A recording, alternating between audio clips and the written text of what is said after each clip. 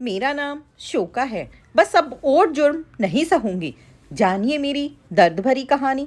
मैं आखिर हमेशा के लिए अपने उस जुर्मी पति का, जिसने मेरा बच्चा पैदा होने से पहले ही मार दिया, घर छोड़कर अपने मम्मी पापा के घर रोती रोती आ गई। लेकिन पापा ने मेरी एक न सुनी और मुझे वापस जाने के लिए कह दिया। अब कहीं भी जाऊं, लेकिन वापस उसके पास कभी नहीं जाऊंगी। जानिए मेरे साथ ऐसा क्या हुआ था। देखिए मेरी दर्द भरी इस कहानी को। मैं अपने माँ बाप की चौथे नंबर की संतान थी। माँ बाप ने लड़के की चाहत में 4 संतानें की। जब चौथे नंबर पर भी मैं ही यानी लड़की पैदा हुई, तो उन्होंने इसका इतना शौक मनाया कि मेरा नाम शोका रख दिया। और हमेशा पापा ने मुझे शौक ही पुकारा। पापा ने कभी भी मम्मी को इज्जत नहीं दी। हमेशा ही उन्हें बेटियां पैदा करने को लेकर ताने मारते। कभी पापा ने हम बहनों से प्यार से बात नहीं की, कभी हमारे पास आकर बैठे नहीं। मैंने जैसे तैसे करके 12वीं पास की।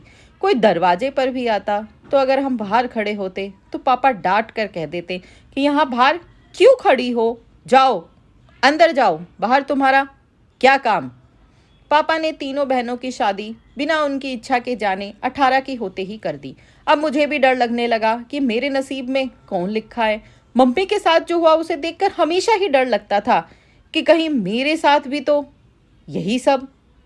एक दिन पापा आए, बोले शोका, तेरा रिश्ता तय करके आ रहा हूँ। लड़का अच्छा है, सरकारी नौकरी में है, पैसे की कभी कोई दिक्कत नहीं होगी तुझे, समझी। जा माँ को बुला कर ला। मैं थोड़ी दूर खड़ी होकर सब सुनने की कोशिश कर रही थी। सामने जाने की हिम्मत थी नहीं। पापा मम्मी से कह रहे थे, घर और लड़का ठीक है, सरकारी नौकरी है, परसों शोका को देखने आ रहे हैं, तैयारी कर लेना। इसकी भी शादी हो जाए तो सर से बोझ टले। न जाने कौन से ऐसे पाप किए थे जो तुझ जैसी नसीब में लिखी। जा तैयारी कर। मैं थोड़ी दुखी थी, क्योंकि अगर मुझे लड़का पसंद नहीं आया तो, लेकिन कर भी क्या सकती थी। आखिर वो दिन आ ही गया। मैं मन में घबराहट लिए तैयार हो गई। तभी बाहर से आवाज़ आई, लड़के वाले आ गए। अब मेरी बारी थी उनके सामने जाने की।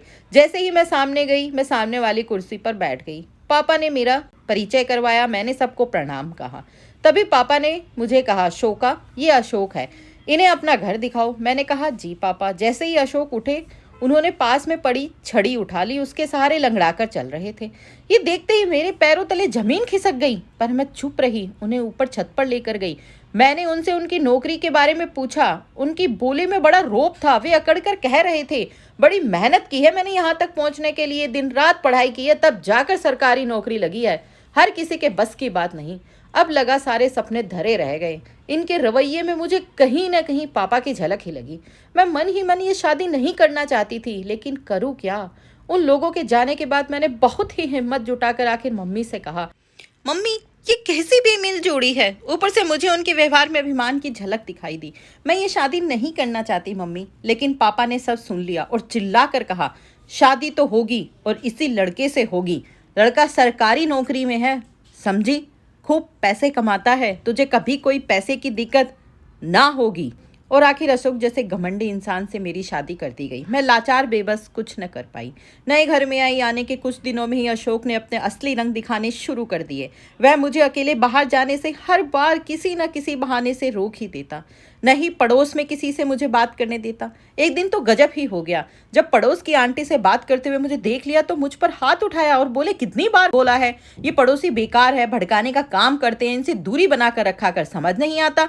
बिन बात गुस्सा दिला दिया, जा खाना लगा। उन्हें मेरा बनाया हुआ खाना कभी पसंद नहीं आता, हमेशा कमी निकाल देते। शायद वे अपनी कमी को देखकर मुझे हमेशा ही नीचा दिखाने की कोशिश करते रहते, जिससे कि मैं अपने आप को हमेशा उनसे कम समझूं। बात बात पर ताने, हाथ उठाना। इस घर में सिर्फ मैं एक कैदी बनकर रह गई थी। इतनी पढ़ी लिखी नहीं थी, कुछ चलाना भी नहीं आता था, कभी साइकिल तक नहीं चलाई। घर छोड़कर जाऊं भी कहाँ, पापा अपने घर में जगह देंगे नहीं। शायद जुर्म सहना ही मेरी किस्मत बन गया। ये मैंने स्वीकार कर लिया था, लेकिन किस्मत को कुछ और ही मंजूर था। 2 साल बाद मेरी जिंदगी में एक खुशी की खबर आई कि मैं माँ बनने वाली हूँ।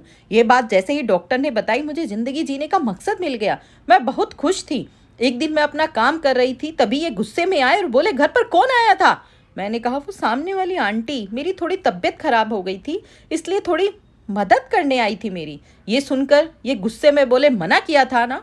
फिर भी घर पर बुला लिया। गुस्से में बोलते बोलते इन्होंने मुझे पीछे की ओर धकेल दिया और मेरा संतुलन बिगड़ा और मैं पेट के बल नीचे गिर गई। मुझे बहुत दर्द हुआ और जिसका डर था वही हुआ। मेरा बच्चा इस दुनिया में आने से पहले ही चला गया।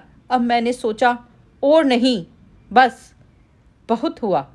हॉस्पिटल से सीधे मम्मी के घर रोते रोते गई, लेकिन पापा ने भी अपने घर में जगह देने से मना कर दिया। लेकिन अब मैं पीछे मुड़कर नहीं देखूंगी। मैंने बचपन से अब तक बहुत सहा है। अब मैं किसी की गुलाम नहीं। अब मैंने पापा का घर भी छोड़ दिया और एक समाज सेवी संस्था को ज्वाइन किया, जो कि हम जैसी औरतों की मदद करने के लिए हमेशा तैयार रहते हैं। अब मैं खुले आसमां में सांस ले सकती हूँ, किसी की गुलाम नहीं हूँ। अब मुझ पर कोई जुर्म नहीं कर सकता, क्योंकि अब मैं अपने पैरों पर खड़ी हूँ। अब मैं आत्मनिर्भर बन चुकी हूँ।